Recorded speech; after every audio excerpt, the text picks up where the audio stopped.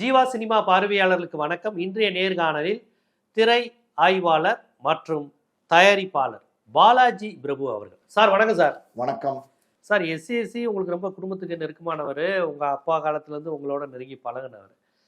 இன்னொன்று, நீங்கள் விஜய் வச்சு படம் எடுத்திருக்கீங்க. விஷ்ணு படத்தின் இயக்குனரே எஸ்ஏசி தான். ஆமாம், விஷ்ணு படத்தின் நீங்கள் தயாரித்த படத்தினுடைய இயக்குனரே எஸ்ஏசி தான். எனக்கு தெரிஞ்சு வேற பிராண்டில் முத படம் பண்ணது உங்க ஃபேமிலி தான். அது வரையும் அவங்களே எடுத்து முதல் வெளி தயாரிப்பாளர் நீங்க தான். உங்க அப்பா தான் அந்த தயாரிப்பாளர். இப்ப எஸ்ஏசி என்ன சொல்லியிருக்காரு, என்னடா துணிஞ்சு என் ரத்தம் தானே, வாடா எதை இருந்தாலும் பார்த்துக்குவோம், ஒரு கை பார்த்துருவோம் அப்படிங்கிற மாதிரி ஒரு பயங்கரமா டைலாக் பேசியிருக்காரு. இப்போ எஸ்ஏசி ரொம்ப துணிச்சல்காரரா, இவர் ஒரு பெரிய மக்களுக்கான மிகப்பெரிய புரட்சியாளரா விஜய், அவர் இப்படி சொல்லியிருக்காரு. நீங்க தான் சொல்லணும், நீங்க தான் ரொம்ப ஃபேமிலி ஃப்ரெண்டு வேற. எஸ்ஏசி ஒரு பயங்கரமான துணிச்சல்காரங்கிறதுக்கு ஒரு அந்த விஷ்ணு படத்துல நடந்த ஒரு சம்பவம். மூணார்ல கிட்டத்தட்ட பாத்தீங்கன்னா 30 நாள் ஷூட்டிங் பண்ணோம். யூனிட்டே மூணார்ல தான் தங்கி இருந்தாங்க. ஒரு நாள் பாத்தீங்கன்னா மூணார்ல சாயந்தரமா ஆனா எப்பவுமே பாத்தீங்கன்னா அந்த பீரியட்ல லைட்டா தூர ஆரம்பிச்சிடும். ஒரு 3 மணி 4 மணிக்கெல்லாம் லைட்டா தூர ஆரம்பிச்சிடும். லைட்டுமே கொஞ்சம் குறைய ஆரம்பிச்சிடும். ஸோ ஒரு நாள் ஷூட்டிங் நடக்கும்போது லைட்டாக தூர ஆரம்பிச்சிருச்சு. யூனிட்டே ஷூட்டிங் பண்ண முடியாமல் அந்த நிழலில் ஒதுங்கி இருக்கிற சூழ்நிலை வந்துருச்சு. அந்த பெட்ஃபோர்ட்லாம் கேமராலாம் வச்சுட்டு பாதுகாப்பாக இருக்கிற ஒரு சூழ்நிலை வச்சு ஷூட் பண்ண முடியல. அதனால் ஒரு ப்ரொடக்ஷன் மேனேஜர் அவரை கூப்பிட்டு எஸ்ஏசி சொல்கிறாரு, அவர் பேர் கோபி, அவரை கூப்பிட்டு எஸ்ஏசி சொல்கிறாரு, இந்த மாதிரி நாளைக்கு ஒரு 100 குடம் வாங்கிருங்க, ஏன்னா ஷூட் பண்ண முடியல, எல்லாருமே ஒதுங்கி நிற்க வேண்டியிருக்கு, 100 குடம் வாங்கிருங்க அப்படிங்கிறாரு. இவர் இந்த கோபிங்கிற ப்ரொடக்ஷன் மேனேஜர் ஓகேன்னு சொல்லிட்டு அவர் என்ன பண்ணிட்டாரு, டோட்டலாகவே அதை இவர் சொன்னதே அவர் மறந்துட்டார். அடுத்த நாள் ஷூட்டிங் இதே மாதிரி மூணாரில் நடந்துட்டு இருக்கு. எல்லாமே அவுடோர் தான் மூணாரில். அங்கே ஒரு 3 மணி 4 மணி ஆனோன்னா பார்த்தீங்கன்னா நேத்திக்கு பெய்கிற மாதிரியே லைட்டாக தூர ஆரம்பிச்சிருச்சு. உடனே ப்ரொடக்ஷன் மேனேஜரை கூப்பிட்டு, இப்போ நேத்திக்கு குடை வாங்க சொன்னனே, 100 குடை வாங்க சொன்னனே, எல்லாருக்கும் ஆளுக்கு ஒரு குடை, எங்கே இருக்கு குடை, ஆளுக்கு ஒரு குடை கொடு, எங்கே இருக்கு குடை அப்படின்னு கேட்குறாரு கோபிகிட்ட. கோபி என்ன சொல்கிறாரு, சார் நான் குடை வாங்க மறந்துட்டேன் சார். என்ன சார், என்னப்பா நீனு, ஷூட்டிங் நடந்துட்டு இருக்கு, குடம் வாங்க மறந்துட்டேங்கிற, என்ன நினைச்சிட்டு இருக்கிற, நான் என்ன சொன்னேன் உங்ககிட்ட, என்ன நீ இந்த மாதிரி பண்ணிட்டு இருக்கிற அப்படின்னு கிட்டத்தட்ட பார்த்தீங்கன்னா ஒரு 100 பேர் இருக்கிற யூனிட்டுக்கு முன்னாடி ஒரு ப்ரொடக்ஷன் மேனேஜரை திட்டுறாரு. ஒரு ப்ரொடக்ஷன் மேனேஜர் அப்படிங்கிறவன் எப்படின்னா அந்த யூனிட்டே நடத்திட்டு போற, தலைமை தாங்கி நடத்துகிற எல்லா வேலைகளுமே அவனோட கண்ட்ரோலில் கொண்டு நடத்துகிற ஒரு ஆர்கனைசர் தான் ப்ரொடக்ஷன் மேனேஜர். 100 பேருக்கு முன்னாடி திட்டணும்னா அந்த கோபிங்கிறவருக்கு கொஞ்சம் கோவம் வந்துருச்சு. என்ன சார், ஒரு கொடை தானே, இன்னைக்கு வாங்கலைன்னா நாளைக்கு வாங்குறேன் அப்படின்ட்டார் டக்குன்னு. என்னடா சொன்ன அப்படின்னு இவரு கையில இவருக்கு ஒரு கொடை வச்சிருந்தாரு. இந்த கொடையை மடிக்கிட்டு அந்த கோபியை அடிக்க போறாருங்க, பயங்கரமா அடிக்க போறாரு. வீரன் சொன்னீங்க கேட்டீங்கல்ல, வீரன் அது பயங்கரமா அடிக்க போறாரு. அந்த ஆள் பாத்தீங்கன்னா இந்த கூட்டத்துக்கு முன்னாடி, இந்த 100 பேருக்கு முன்னாடி எங்க இவர் நம்மளை அடிச்சுட்டா அது ரொம்ப கேவலமாயிருமே அப்படின்றதுனால பதறிக்கிட்டு ஓடுறாரு. அவர் பாத்தீங்கன்னா ஒரு மாற்றுத்திறனாளி வேலை, பதறிக்கிட்டு ஓடுறாரு. உள்ள உளுந்து புல்லுக்குள்ள உளுந்து அந்த தேயிலை தோட்டத்துக்குள்ள உளுந்து ஓடுறாரு. இவர் கொடையை அடிக்கிறதுக்காண்டி டே அப்படின்னு சொல்லி பின்னாடி ஓடுறாரு. விஜய் ஒரு பக்கம் ஓடி, சோபா ஒரு பக்கம் ஓடி இவரை பிடிச்சி கண்ட்ரோல் பண்ணி, பயங்கரமான வீரன் இவர், புரியுதா உங்களுக்கு, பிடிச்சி கண்ட்ரோல் பண்ணி உட்கார வச்சு அசுவாசப்படுத்தி தண்ணியெல்லாம் கொடுத்து, சார் சமாதானங்க ஆகுன்னு சொன்னோன்னு சமாதானம் ஆகுறாரு. அடுத்த நாள் அந்த ப்ரொடக்ஷன் மேனேஜர் என்ன பண்ணிட்டாரு, யூனியனுக்கு ஃபோனை போட்டு, சார் இந்த மாதிரி என்னை ஒரு டேரக்டர் கொடையை எடுத்து அடிக்க வந்துட்டாரு, அதனால இப்போ நாங்கெல்லாம் ஒர்க் பண்ண மாட்டோம், நான் கோஆப்ரேஷன் அப்படின்னு சொல்லிட்டாங்க. இது ஒரு காலையில ஷூட்டிங் போனோன்னு சொல்றாங்க நான் கோஆப்ரேஷன் அப்படின்னு சொல்லிட்டாங்க. எதுக்கு நான் கோஆப்ரேஷன் அப்படிங்கிறாரு 7 மணிக்கு அவுட்டோர்ல. சார் நீங்க ப்ரொடக்ஷன் மேனேஜர் அடிக்க போயிட்டீங்க, அதனால நாங்கெல்லாம் யாரும் ஒர்க் பண்ண மாட்டோம், நீங்க அவர்கிட்ட மன்னிப்பு கேளுங்க அப்படின்னோடனே, நீங்க நம்ப மாட்டீங்க, வீரன் ஓடினார்ல, அடுத்த நாள் கூப்பிட்டு படம் ஷூட்டிங் நடக்காது அப்படின்னோடனே உடனே ப்ரொடக்ஷன் மேனேஜரை கூப்பிட்டு, தம்பி கோபி, நான் சும்மா ஒரு கோவத்துல உங்களை அடிக்கிற மாதிரி வந்தேன், நீங்க அந்த நேரத்துல நான் பதட்டப்பட்டேன், மன்னிச்சிருங்க தம்பி, மன்னிச்சிருங்க, உங்க காலில் விழுந்து மன்னிப்பு கேட்கட்டுமா, என்ன சொல்லுங்க, மன்னிப்பு கேட்கட்டுமா அப்படின்னு கேட்கிறாரு. கேட்டு அந்த ப்ரொடக்ஷன் மேனேஜர் வயசுல சின்னவர், அவரே பாத்தீங்கன்னா இல்ல சார் பரவாயில்ல சார்னோன்னே, அதாவது இந்த ஷூட்டிங் நடக்காது, எல்லாத்தையும் பிளாக் பண்ணிட்டாங்க, நான் கோஆப்ரேஷன் அப்படின்ட்டாங்க. எஸ்ஏசி இனிமே எந்த படம் பண்ணாலும் நாங்க ஒர்க் பண்ண மாட்டோம் அப்படின்னு சொன்னோன்னே உடனே பாத்தீங்கன்னா இம்மீடியட்டா அந்த ப்ரொடக்ஷன் மேனேஜர்கிட்ட கூப்பிட்டு மன்னிப்பு கேட்கிறாரு. அடுத்த நாளே பாத்தீங்கன்னா மன்னிப்புனா எப்படி, கூப்பிட்டு உட்கார வச்சு, தம்பி ஒரு ஜூஸ் கொண்டாப்பா கொடுப்பா, சார் தம்பி நீங்க இதுக்கெல்லாமா கோச்சுவீங்க, நான் ஏதோ ஒரு கோவத்துல பட்டேன், வயசானவன் பெரியவன், நீங்க இப்படி பண்ணலாமா, என் தம்பி நீங்க இதெல்லாம் ஒன்று எடுத்துக்கலாமா அப்படி இப்படின்னு சொல்லி அவரை சமாதானம் 1 மணி நேரம் உட்காந்து சமாதானப்படுத்துறாங்க. தாஜா பண்ணுவாங்கன்னு கேள்விப்பட்டிருக்கீங்களா, அந்த மாதிரி 1 மணி நேரம் உட்காந்து சமாதானம் பண்றாங்க. இதுதான் அவரோட வீரத்தன்மை. பாத்தீங்கல்ல. அதாவது ஒரு வீரன்னா எப்படின்னா, நேற்றுக்கு அடிக்க வந்து ஆமா நீ வந்து நான் சொன்னதை செய்யல, ஒரு இயக்குனரா நான் கேட்டதை நீ செய்யல, நான் வந்து உனக்கு வந்து நான் அடிக்க வந்தேன் என்னப்பா அப்படின்னு கேட்கறது தான் ஒரு வீரன். ஆனா பாத்தீங்கன்னா இவர் இந்த மாதிரி வந்து அந்த ப்ரொடக்ஷன் மேனேஜர் உடனே சரண்டர் ஆயிட்டார். இது இந்த மாதிரி இருக்கிற இந்த எஸ்.ஏ. சந்திரசேகர், இந்த நீங்க சொன்ன மாதிரி அந்த ஆடியோ நானும் பார்த்தேன். என் ரத்தம் தானே, வாழ்றது ஒரு முறை தான், சாகிறது ஒரு முறை தான், என் ரத்தம் தானே, அது எதுக்குடா பயப்படணும் அப்படின்னு கேட்கிறாரு.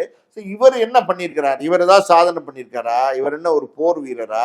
இல்லைன்னா இவர் என்ன ஒரு எப்படி சொல்றது விடுதலை போராட்ட தியாகியா? இல்ல மக்களுக்கு ஏதாவது நல்லது செஞ்சிருக்காரா? இல்ல இவருடைய படங்கள் மூலமாக சொசைட்டிக்கு ஏதாவது நல்லது செஞ்சிருக்காரா?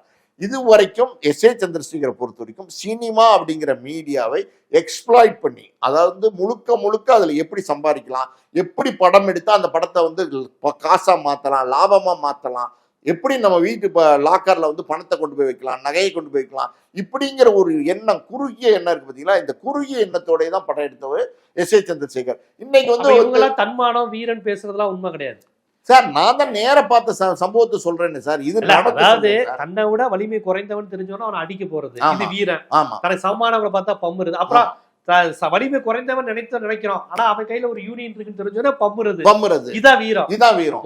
அடிக்க போறதே வீரம் கிடையாது. அடிக்க போறது ஒரு சம்பளம் வாங்குற ஒரு தொழிலாளி சார்.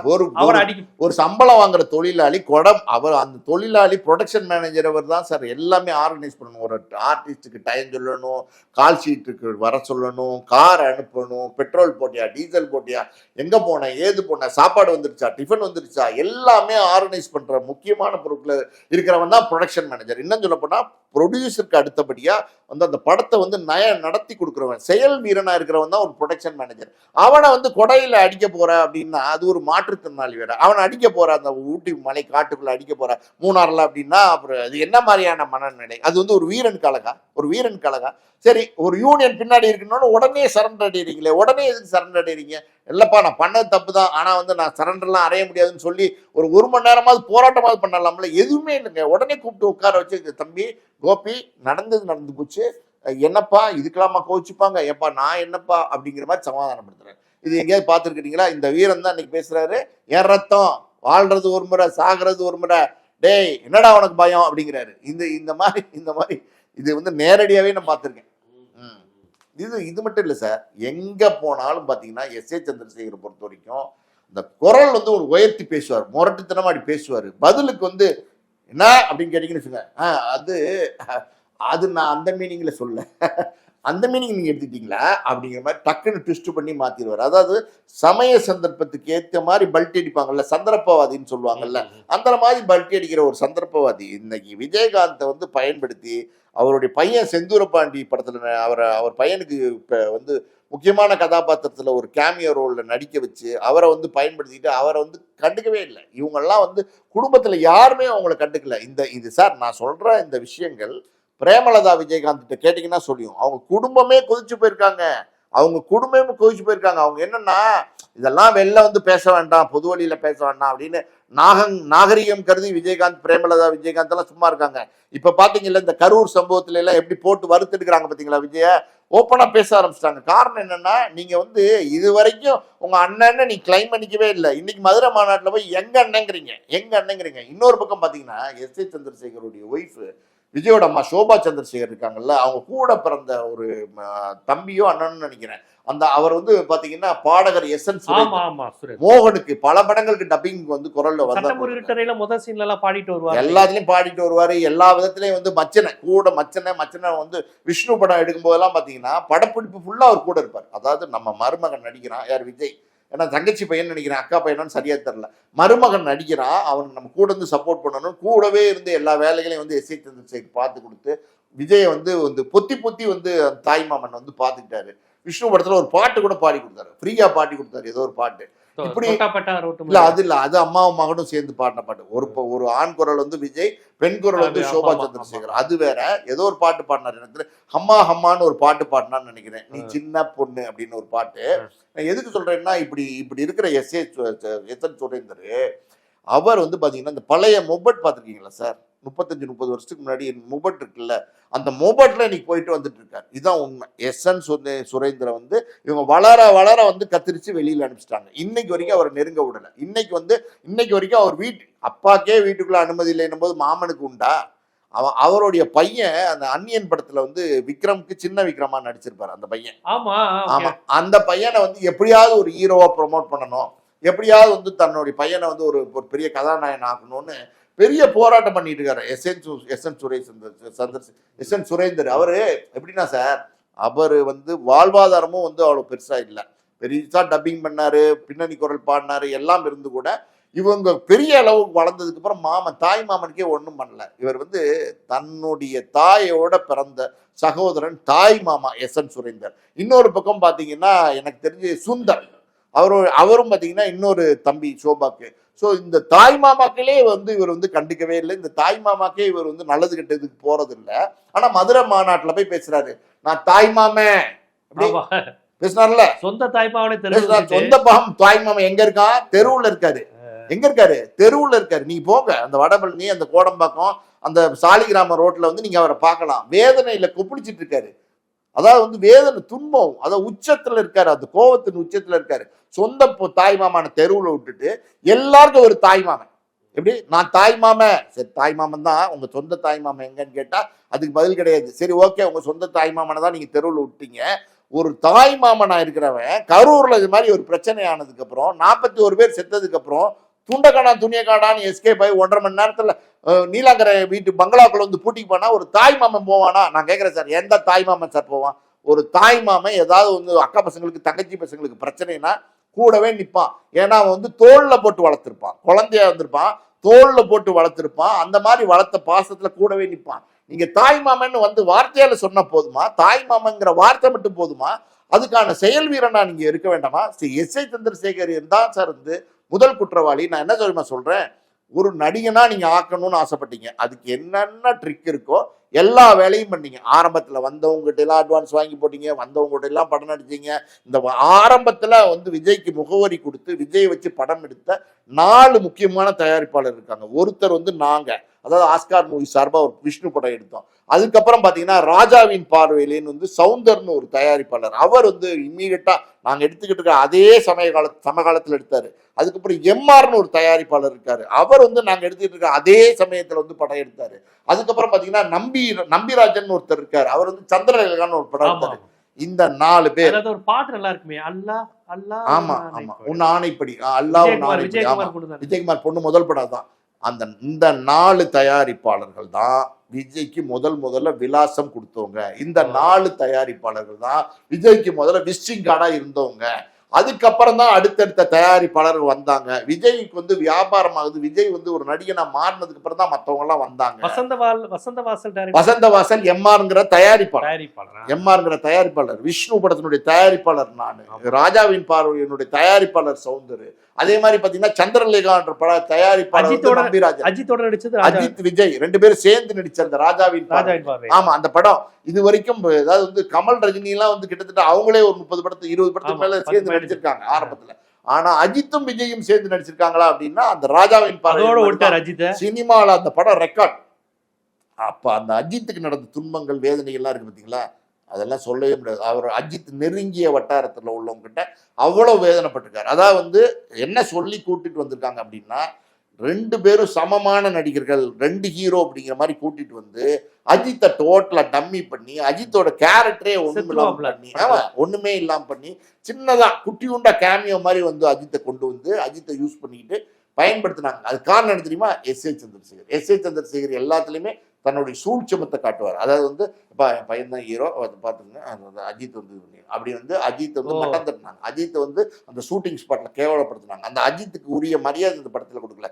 இது அஜித் அவருடைய நெருங்கிய நண்பர்கள்ட்ட பல வருடங்களா அவருடைய குமுறல்களை சொல்லிக்கிட்டே இருந்தார். இன்னைக்கு வரைக்கும் தன்னை கார்னர் பண்ணாருன்னு அஜித் சொல்லியிருக்காரு. நிச்சயமா சொல்லியிருக்காரு, எந்த மாற்று கருத்து கிடையாது. அஜித்தும் விஜயும் நண்பர்களா அப்படின்னா நண்பர்களே கிடையாது. இன்னைக்கும் சொல்றேன், நண்பர்களே கிடையாது. அஜித் வந்து கடுமையான கோவத்துல விஜய் மேல இருக்கிறாரு. விஜய் வந்து அஜித் மேல கடுமையான கோவத்துல இருக்காரு. ஆனா 2 பேரும் நண்பர்கள் மாறி எப்படின்னா பொது வழியில தெரிவாங்களே தவிர உண்மை கிடையாது. நான் இன்னொரு விஷயம் சொல்றேன். ஒரு பிரபலமான வாரப்பத்திரிகை, பேர் வேண்டாம், முக்கியமான ஒரு வாரப்பத்திரிகை, அந்த வாரப்பத்திரிகையில ஒரு காலகட்டத்தில் யார் சூப்பர் ஸ்டார் அப்படின்னு ஒரு பட்டத்தை யாருக்கு அப்படின்னு சொல்லி ரஜினி கமலை தவிர்த்து, ஏன்னா அவங்க ஆல்ரெடி சூப்பர் ஸ்டாரா இருக்காங்க. இந்த இளைய தலைமுறையில யார் சூப்பர் ஸ்டார், விஜயா, அஜித்தா, சிம்புவா, தனுஷா, இந்த மாதிரி ஒரு போட்டி ஒன்று வச்சாங்க. அது மக்கள் தேர்ந்தெடுக்கணும். அந்த போட்டியில அஜித் சூப்பர் ஸ்டார்னு வந்துடக்கூடாது. அப்போ மற்றவர்கள் எல்லாம் பின்னாடி தான் இருந்தாங்க. இங்க போட்டி யாருக்குன்னா விஜய்க்கும் அஜித்துக்கும். அஜித் சூப்பர் ஸ்டாரா, விஜய் சூப்பர் ஸ்டாரா, இந்த பட்டத்தை யாரு கொடுக்க போறான்னும் போது இது அஜித்துக்கு வந்துடக்கூடாது, நான் எப்படியாவது வரணுங்கிறதுக்காண்டி பல விதமான முயற்சிகளை விஜய் எடுத்தார். பல விஷயங்களை வெளியில வெளிப்படையா சொல்ல முடியாது. ஆனா இதெல்லாம் நடந்த சம்பவம். இதெல்லாம் அவருடைய கூட இருந்தவங்க சொன்ன விஷயங்கள் எடுத்து அந்த அந்த அந்த பட்டம் அந்த வாரத்துல அஜித் விஜய் தான் சூப்பர் ஸ்டார் அப்படின்னு அந்த பட்டம் கொடுத்ததுக்கு அப்புறம் தான் அவர் ஓஞ்சார். அந்த மாதிரி பாத்தீங்கன்னா தன்னை முதன்மைப்படுத்திக்கணும், தன்னை முதல்ல நிலைநாட்டிக்கணும்ன்றதுல ரொம்ப எப்படி சொல்லி விஜய் ஆர்வம் காட்டாரு. இன்னொரு பக்கம் பாத்தீங்கன்னா விஜயை கெடுத்ததே எஸ்எஸ்சி தான். எஸ்எஸ்சி பூவே உனக்காகன்னு ஒரு படம் வந்துச்சு இல்லையா, அந்த படம் யாருக்கு உள்ள வாய்ப்பு, அந்த படம் பிரசாந்துக்கு அட்வான்ஸ் கொடுத்து பிரசாந்தை வச்சு தொடங்குறதா இருந்த படம் நடுவுல உள்ள பூந்து எஸ்எஸ்சி சோபா 2 பேருமே போய் சௌத்ரி ஆபீஸ்ல காத்து கிடந்து இந்த படத்தை என்னோட பையனை வச்சு எடுங்க அப்படின்னு சொல்லி, இந்த கதை நல்லா இருக்கு அப்படிங்கறத கேள்விப்பட்டு என்னோட பையனை வச்சு வாங்கிருக்க மாட்டாங்க. சம்பளம்லாம் சின்ன சம்பளம் ஏதாவது கொடுத்துருப்பாங்க, மரியாதை நிமித்தமா சம்பளம் கொடுப்பாங்க. பொதுவா என்னன்னா சினிமாவை கரெக்டா பண்றவங்க யாருமே சம்பளம் கொடுக்காம வேலை வாங்க மாட்டாங்க. ஏன்னா கலையை இலவசமா வேலை வாங்கக்கூடாது அப்படின்னு சொல்லுவாங்க. என்னுடைய அப்பாவே பாத்தீங்கன்னா சக்கரவர்த்தின்னு ஒரு படம், கார்த்திக் படம், அந்த படத்துக்கு ஷூட்டிங்க்கு நான் போயிருக்கேன். அப்ப பாத்தீங்கன்னா அதுல இருக்கிற ஒரு அசிஸ்டன்ட் டைரக்டர் போஸ்ட்மேன், அப்பெல்லாம் ட்ரெஸ் போட்டு வருவாங்க, இப்படி தான் அப்படி வராங்கன்னு நினைக்கிறேன். போஸ்ட்மேன் போட்டு தொப்பியெல்லாம் வச்சு பாத்தீங்கன்னா வெளியில இருந்து குரல் வரணும், தூக்கி போடணும், சார் போஸ்ட் அப்படின்னு. அவர் முகமும் காட்ட மாட்டாங்க, ஆனா அவர் கையை காட்டுவாங்க, சார் போஸ்ட் அப்படின்னு. அதுல அந்த காட்சியில் நடிச்சாரு. அன்னைக்கு சாயந்தரமே பாத்தீங்கன்னா ப்ரொடக்ஷன் மேனேஜரை கூப்பிட்டு 500 ரூபா அந்த பையனுக்கு கொடுத்துரு அப்படின்னு சொல்லி வவுச்சர்ல கையில் 500 கொஞ்சம் பெரிய கொடுத்தாரு. நான் பக்கத்துல உட்காந்துருந்தேன். எனக்கு சந்தேகம், அந்த பையனையும் ஷாட்ல காட்டல, அந்த பையனும் ஃப்ரேம்ல வரல, அசிஸ்டன்ட் டைரக்டர் பையன், அந்த பையனும் ஃப்ரேம்ல வரல. நான் கேட்டேன், டாடி என்ன டாடி, அவர் ஒண்ணுமே பண்ணலையே, சும்மா சார் போஸ்ட்னு கையை தான் காமிச்சாரு, தூக்கி போட்டாரு, அந்த ஷாட் எடுத்தீங்க, ஒரு 500 ரூபா கொடுக்குறீங்களே, காசு கொடுக்க வேண்டாமே அப்படின்னு. அப்போ ஒரு வார்த்தை சொன்னாரு, என்னன்னா, டே எப்பவுமே ஒரு விஷயம் தெரிஞ்சுக்கோ, கலையை இலவசமா வாங்கக்கூடாது, அது துரோகம், அதாவது கலைக்கு செய்யற துரோகம், அது எந்த காலத்திலயும் செய்யக்கூடாது. 100 ரூபானாலும் கொடுத்துரு, 10 ரூபானாலும் கொடுத்துரு, இதான்ப்பா என்னால கொடுக்க முடியும்னு கொடுத்துரு, இலவசமா வாங்கக்கூடாது. அந்த மாதிரி பாத்தீங்கன்னா இவர் எப்படி சொல்றது, கலைக்கு செய்த துரோகம் சார். பிரசாந்தை வெளியில தள்ளி விட்டுட்டு போய் உனக்கால விஜய் கொண்டு வந்ததே யாரு, எஸ்.ஏ. சந்திரசேகர் தான். இந்த மாதிரி இந்த வேலைகள், இந்த எப்படி சொல்லு உள்ளு வேலை பார்ப்பாங்கல்ல, இதை நிறைய உள்ளுக்குள்ள பூந்து இப்படிதான் குஞ்சுமோன்ட்ட போய் என்ன பேச வேண்டியது, நீங்களும் நானும் ஒரே மதத்தை சேர்ந்தவங்க, வாங்க நம்ம 2 பேரும் சேர்ந்து படம் பண்ணலாம். ஆமா ஆமா ஆமா, அது இப்படி எங்க யார கொக்கி போட்டு பிடிக்கலாம், எங்க யார கொக்கி போட்டு குடிச்சா அவங்க நம்ம வழிக்கு வருவாங்க, இது நல்லா தெரிஞ்சிருப்பாரு. ஒரு சின்ன தூண்டியில கொண்டு போய் எஸ்.ஏ. சந்திரசேகர் கொடுத்தீங்கன்னா அவர் கடல்ல போய் திமிங்கலத்தை தூண்டில பிடிச்சிட்டு வந்துடுவார். அந்த அளவுக்கு சாமர்த்தியசாலி. இப்படி வரவங்க எஸ்.ஏ. சந்திரசேகர் தான் சினிமா விஜய்க்கு எடுத்தாரு. விஜய்க்கு ஆரம்பத்திலே என்ன தெரியுமா, தம்பி நீ அரசியலுக்கு வந்துடணும், நீ அரசியலுக்கு வந்துடணும்னு சொல்லி சும்மா நடிகனா இருந்த பையன். அதாவது அந்த பையன் பாத்தீங்கன்னா பம்பாய் சுட்டி சுக்கா ரொட்டி உட்டாபாரு செவத்த குட்டி அப்படின்ற மாதிரி பாட்டு, தொட்டப்பட்டா ரோட்டு மேல முட்டை போரட்டா நீ தொட்டுக்கொள்ள சிக்கன் தரட்டான்ற மாதிரி பாட்டு, அப்புறம் இப்படி போடு போடு போடு அண்ணால அப்படிங்கிற மாதிரி பாட்டு, இப்படி ஆடிட்டு இருந்த பையனை, இப்படி ஆடிட்டு இருந்த ஒரு நடிகனை அரசியல் ஆர்வம் தூண்டி அரசியல் அவர் மேல அவருக்கு அரசியல் எண்ணங்களை தூண்டினதே எஸ்.ஏ. சந்திரசேகர் தான்.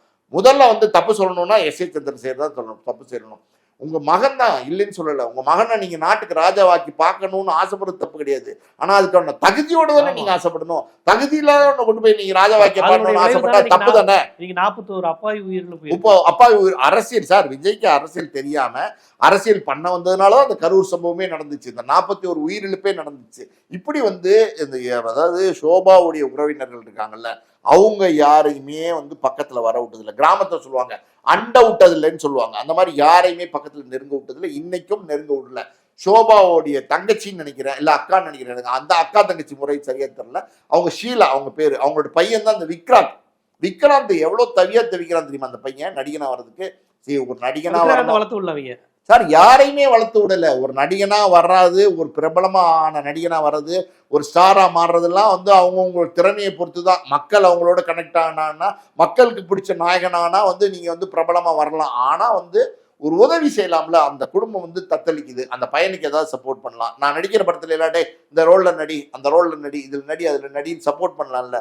அதெல்லாம் எதுவுமே கிடையாது. அதே மாதிரி எஸ்.ஏ. சந்திரசேகர் இருக்கார்ல, அவர் கூட பிறந்தவங்க 6-7 பேர் இருக்காங்க. அவங்களோட அண்ணன் தம்பிங்களே பார்த்தீங்கன்னா 6-7 பேர் இருக்காங்க. ஒரு சிஸ்டர் இருக்காங்க, எல்லாரும் இருக்காங்க. இவங்க யாருக்குமே வந்து எஸ்.ஏ. சந்திரசேகரோட வந்து எஸ்.ஏ. சந்திரசேகரோட கதை வந்து இது வரைக்கும் திறந்தது இல்லை. அதிகபட்சம் எஸ்.ஏ. சந்திரசேகர் நான் சொன்ன மாதிரி சினிமாவில் அந்த சினிமாவை வந்து எப்படி பயன்படுத்தி காசு சம்பாதிக்கலாம், எப்படி படம் எடுத்தா சம்பாதிக்கலாம், பெருசா யோசனையும் பண்ண மாட்டார். சீன் நான் இதுக்கும் ஒரு உதாரணம் சொல்றீங்க. சாட்சின்னு ஒரு படம் வந்துச்சு. அந்த படத்துல வந்து விஜயகாந்தும் விஜயும் நடிச்சிருப்பாங்க. விஜய் இறந்துட்டாங்க, விஜய் நடிச்சிருப்பாங்க. அந்த படத்துல 3வது ரீல் போய் பாருங்க. அந்த படத்துல வந்து இதே மாதிரி வந்து ஒத்த செங்கல் இருக்கிற மாதிரி ஒரு காம்பவுண்டு, ஒரு பக்கம் விஜயகாந்த் இருப்பாரு, ஒரு பக்கம் விஜய் இருப்பாங்க. இந்த வந்து விஜய் வந்து குளிக்க வரும்போதெல்லாம் சிக்னல் கொடுப்பாங்க. அதே மாதிரி 2 பாத்ரூமும், அதுக்குள்ள போவாரு, செங்கல் எடுப்பாரு. விஜயகாந்த் விஜய்க்கு சோப் போடுற மாதிரி சீன் வச்சிருப்பாரு சாட்சியில. நீங்க போய் பாருங்க. அதே சீனை பல வருஷம் கழிச்சு இந்த சீன் வந்து மக்களால் வரவே. எஸ்எஸ்சி இந்த கபடி விளையாடுறது, ஆமா, இந்த பாத்ரூம்ல சோப் போடுறது எஸ்எஸ்சி ட்ரேட்மார்க். அதே சீன் சார் நான் சொல்றது பொய்யா இருந்தா நீங்க சாட்சி படத்துல 3வது ரீல்ல போய் பாருங்க. அது விஜயகாந்த் நடிச்ச படம். அதே சாட்சி படத்துல உள்ள காட்சி, இந்த மாமியாருக்கு சோப் போடுற காட்சி, இதை வந்து ரசிகன்ல தூக்கி வச்சிருப்பாரு.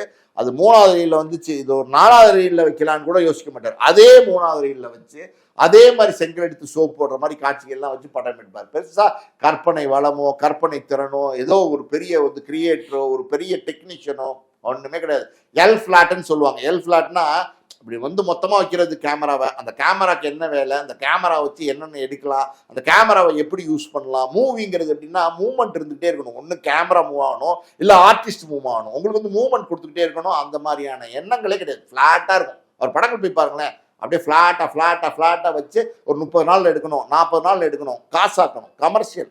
கேரன் போர்டில் அடிப்பாங்கல்ல டக்குன்னு, சில பேர்லாம் பார்த்தீங்கன்னா காயின் எந்த காயினை எப்படி ஸ்ட்ரைக்கரை வச்சு அடித்தா போய் வந்து குந்தல உழுகுன்னு தெரியும்ல. அந்த மாதிரி வந்து பக்காவா சினிமாவை கரைச்சி குடிச்சு சினிமாவை வந்து எப்படி சொல்றது மேக்சிமம் எக்ஸ்ட்ராக்ட் பண்ணி சம்பாரிச்ச ஒரு ஒரு ஒரு நபர் தான் ஒரு எஸ்.ஏ. சந்திரசேகர். ஒரு தயாரிப்பாளராக, இயக்குனரா, ஒரு நடிகனுடைய தகப்பனா இருந்து ஒரு எந்த அளவுக்கு வந்து இந்த வந்து நடிகனை வந்து பயன்படுத்த முடியுமோ தன்னுடைய. சார் இன்னொரு விஷயம் சொல்லட்டுமா, நான் தன்னுடைய மகன் படத்துடைய கால் ஷீட்டை கொடுத்துட்டு 10 லட்சம் 20 லட்சம் கமிஷன் வாங்குவார் சார் எஸ்.ஏ. சந்திரசேகர். இது எங்கேயாவது நடக்குமா? நீங்க பார்த்துருக்கீங்களா? எங்கேயாவது மீடியேட்டர்ஸ் தான் கமிஷன் வாங்குவாங்க. நீங்க மீடியேட்டர்ஸை சினிமாவில் இருக்கிற மீடியேட்டர்ஸ்ல போய் கேட்டீங்கன்னா அவங்க சொல்லுவாங்க. அதாவது வந்து இந்த ஒரு கமிட் பண்ணி கொடுத்தாங்கன்னா அவங்களுக்கு 2% கமிஷன் வரும். அந்த கமிஷன் இவர் வாங்குவார் சார். ஒரு பிரபல தயாரிப்பாளர், பேர் வேணாம், இவர் தயாரிக்கிறதா அந்த ஒரு படம், ஒரு பெரிய படம். அந்த படத்தை வந்து அவர் சில அந்த இயக்குனரோட சில கருத்து முரண்பாடுனால அது வேற ஒரு தயாரிப்பாளர் கை மாற்றி விடுறாரு. அந்த தயாரிப்பாளர் நான் படத்தை எடுக்கிறேன் அப்படின்னு சொல்லி அட்வான்ஸ் எல்லாம் கொடுத்து ஷூட்டிங் போக ஆரம்பிச்சாச்சு. இந்த தயாரிப்பாளருக்கு இவர் வந்து ஃபோன் பண்றாரு. ஃபோன் பண்ணி தம்பி கை செலவு கொஞ்சம் பணம் அனுப்புங்கன்னொன்னே அவரை நினைச்சிட்டாரு சரி ஒரு 50,000 ரூபா அனுப்பலாம்னு சொல்லிட்டு 50,000 ரூபா அனுப்பிச்சு வச்சிட்டாரு. இவர் என்ன மறுபடியும் ஃபோன் போட்டு என்னங்க கை செலவுக்கு கேட்டால் 50,000 ரூபா அனுப்புறீங்க, 50 லட்சம் அனுப்புங்க அப்படின்னு சொல்லி 50 லட்சம் வாங்கினேன். தெரியுமா உங்களுக்கு? இதெல்லாம் நடந்தது. இதெல்லாம் வந்து எப்படின்னா சினிமாவில் இருக்கிற தயாரிப்பாளர்களோ சினிமாவில் இருக்கிற நடிகர்களோ சினிமாவில் இருக்கிற இயக்குநர்களோ யாரும் முன் வந்து பேச மறுக்கிறாங்க. எல்லாரும் பேசினாங்கன்னு வச்சுக்கோங்களேன், இவங்களுடைய உண்மை முகம் தெரியணும். இவங்க உண்மை முகத்தை தெரியப்படுத்துறதுக்கு எல்லாருமே தயங்குறாங்க. அந்த தயக்கம் வந்து கூடாதுங்கிறது தான் என்னுடைய வாதமா இருக்கு. இன்னொரு பக்கம் பார்த்தீங்கன்னா ஒவ்வொரு நாள் வந்து டெய்லி நீங்க வந்து ஒரு 12:30 மணி 1 மணிக்கு நீங்க போனீங்கன்னா அந்த பழைய விஜய் இருந்த வீடு சாலிகிராம வீட்டில் அவர் வந்து ஒரு தேக்ஸா வச்சு ஒரு சமைச்சிருப்பாங்க, பிரியாணி சட்டி மாதிரி ஒரு சமைச்சு அதில் வந்து சாம்பார் சாதம் போடுறார். ஒரு பேப்பர் தட்டு, அதில் அப்படி ஆளுக்கு ஒரு பெரிய பெரிய கையில் வந்து சாம்பார் சாதம் அள்ளி போடுறார். அங்கே இருக்கிற ரிக்ஷாக்காரவங்க, அங்கே இருக்கிற கூலி தொழிலாளர்கள், உழைப்பாளர்கள்லாம் ஒரு 100 பேர் வந்து சாப்பிட்றாங்க. அந்த ஆந்திரா மிஸ்ல போடுவாங்கல்ல சுருளா ஒரு ஒரு இது மாதிரி ஒரு அப்பளம் மாதிரி, அது ஒரு 10 போட்டு இந்த சாம்பார் சாதத்தை போடுறாரு. இவ்வளோ பெரிய கோடீஸ்வரனா இருக்கீங்கல்ல, நீங்க வந்து உங்களுக்கு வந்து உணவு கொடுக்கணும், மத்தியானம் 4 பேர் சோறு போடணுங்கிற எண்ணங்கள்லாம் நல்ல எண்ணங்கள் தான். ஆனா அது வந்து நல்லா செய்யலாமே. நீங்க வந்து ஒரு சாம்பார் சாதத்தை நீங்க வந்து போடுறீங்க. தினமும் பாத்தீங்கன்னா ஒரு நாள் சாம்பார் சாதம், ஒரு நாள் புளி சாதம், ஒரு நாள் தேங்காய் சாதம், ஒரு நாள் தயிர் சாதம்னு போட்டுக்கிட்டு இருக்கிறாரு. இந்த அன்னதானங்கிற பேர்ல வந்து போட்டுக்கிட்டு இருக்காரு. ஒரு 100 பேருக்கு போடுறாரு.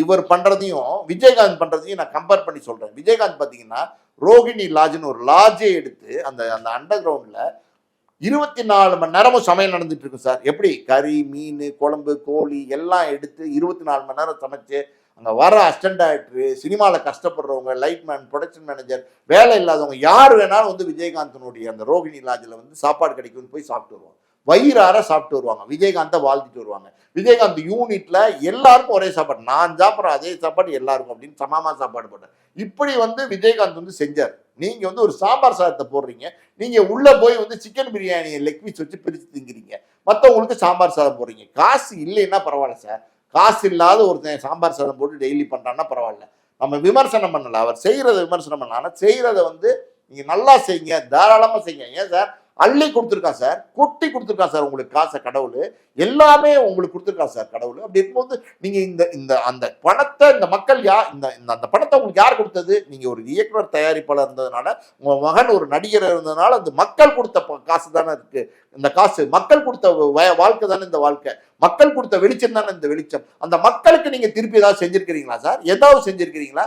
எதுவுமே இல்லாம வந்து நீங்க வந்து நீங்க வந்து ஒரு மேடை ஏறி என்றத்தன் தானே, வாழ்றது ஒரு முறை சாகிறது ஒரு முறை அப்படின்னு டயலாக் பேசுறீங்களே, எதுக்கு பயம் அப்படின்னு கேட்குறீங்களே. என்ன இது எதுக்கு பயம்னு பேசுற நீங்க, அதுக்கு தகுதியானவரா நீங்க முதல்ல நீங்க யாருக்காவது வந்து துரோகம் செய்யாம இருந்திருக்கீங்களா சார்? இன்னொரு பக்கம் நான் சொல்றேன் சார், அதாவது சட்டம் ஒரு இருட்டறை. அந்த வடலூர் சிதம்பரம் அந்த தயாரிப்பாளரோட பேரு, அந்த தயாரிப்பாளர்ல இப்ப எங்க இருக்காருன்னே தெரியல. அவர் வந்து முதல் படம் கொடுத்தாரு யார்? எஸ்.ஏ. சந்திரசேகருக்கு. அந்த முதல் படம் கொடுத்த தயாரிப்பாளர், அவருக்கு இயக்குனரா முதல் படம் கொடுத்த தயாரிப்பாளருக்கு, அந்த தயாரிப்பாளர் எங்க இருக்காருன்னு நீங்க பாத்துருக்கீங்களா? அந்த தயாரிப்பாளருக்கு ஏதாவது நீங்க உதவி செஞ்சிருக்கீங்களா?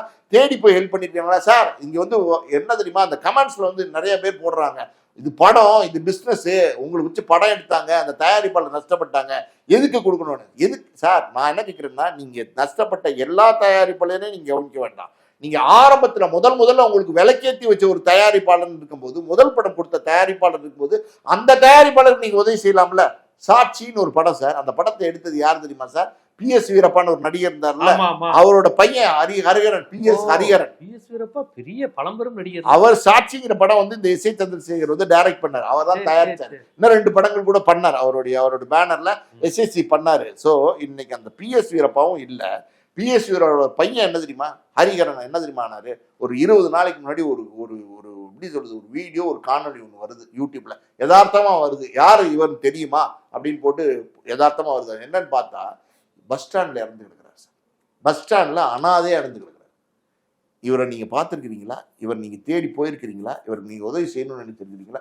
முதல்ல வந்து சார், உதவிங்கிறது நீங்க செய்யணுங்கிறது நல்ல விஷயங்களை செய்யறது தப்பு கிடையாது. ஆனா செய்யறது உங்களுடைய சுற்றம், அதாவது நான் சொன்ன மாதிரி சோபா அவங்களோட சொந்தக்காரவங்க, சந்திரசேகர் அவங்களுடைய உறவினர்கள், அப்புறம் வந்து அவங்களுக்கு ஆரம்பத்துல படி இழந்து சோறு போட்ட வந்து தயாரிப்பாளர்கள், இயக்குனர்கள், அவங்களுக்கு உதவி செஞ்சவங்க, கூட இருக்கிற பக்கத்து வீட்டுக்காரன், அண்டை வீட்டுக்காரன், சுற்றம் நண்பர்கள், இவங்களுக்கு செய்யுங்க சார். அப்புறம் நீங்க ஊருக்கு செய்யலாம். இவங்களுக்கு எல்லாமே எதுவுமே செய்யாம நீங்க வந்து வீரவசனம் பேசிட்டு வந்தீங்க அப்படின்னா, யார் இல்லைன்னா உங்க ரத்தம் விஜய்னு யாராவது இல்லைன்னு சொன்னாங்களா? உங்க ரத்தம் தான். அந்த வீரவசனம் பேசுறதுக்கு உங்களுக்கு தகுதி இருக்கா? இந்த ஃபேமிலி தான் அரசியலுக்கு வந்து மக்களுக்காக செய்ய போறாங்க. இந்த ஃபேமிலி தான் அரசியலுக்கு வந்து மக்களுக்கு செய்ய போறாங்க. இந்த ஃபேமிலி தான் அரசியலுக்கு வரணும்னு ஆசைப்படுறாங்க. இந்த ஃபேமிலி தான் மக்களுக்கு வந்து அரசியலுக்கு வந்து செய்யணும்னு ஆசைப்படுறாங்க. நான் முதல்ல சொல்லிட்டேன் சார், ஏற்கனவே தொடர்ந்து எல்லா காணொலியிலும் பேசிட்டு இருக்கேன். யாரையுமே நெருங்க விடாத ஒரு மனிதன், அப்பா அம்மாவை நெருங்க விடாத, தாய் அதாவது பெற்ற பொண்டாட்டி பிள்ளைங்களை நெருங்க விடாத ஒரு மனிதன், நண்பர்களை நெருங்க விடாத மனிதன், பக்கத்துல யாருமே இருக்கக்கூடாது மனிதன், ஒரு 20 ஏக்கர் பங்களாக்குள்ள தனியா இருக்கிற ஒரு மனிதன், அவர் மனநோயாளியா இல்லையா? கண்டிப்பா. SACயை பற்றி ரொம்ப நெருக்கமா அறிந்து வருகிற முறையில பல்வேறு விஷயங்களை ரொம்ப நிறைய இருக்கு சார், நிறைய இருக்கு. இன்னும் பேசணும்னா பல விஷயங்கள் பேசலாம். அதாவது வந்து சொல்ல வேண்டாமே அப்படின்னு பாதி விஷயங்களை பேசலாம். கண்டிப்பா பல்வேறு செய்திகளை ரொம்ப விரிவாகவே பதிவு செஞ்சுருக்கீங்க. பார்ப்போம், உங்களை மாதிரி அனுபவம் உடையவர்கள் அது பல்வேறு தரவுகளை சொல்லிக்கிட்டு இருக்கீங்க, மக்கள்கிட்ட அந்த மாதிரி செய்திகள் கொண்டு போய் சேர்த்துக்கிட்டு இருக்கீங்க, எல்லாத்தையும் ஆதாரத்தோட வேற சொல்கிறீங்க. பார்ப்போம். உங்களோட நேரம் ஒதுக்கி இது குறித்த கருத்துக்களை பதிவு செய்ததுக்கு மிக்க நன்றி. நன்றி.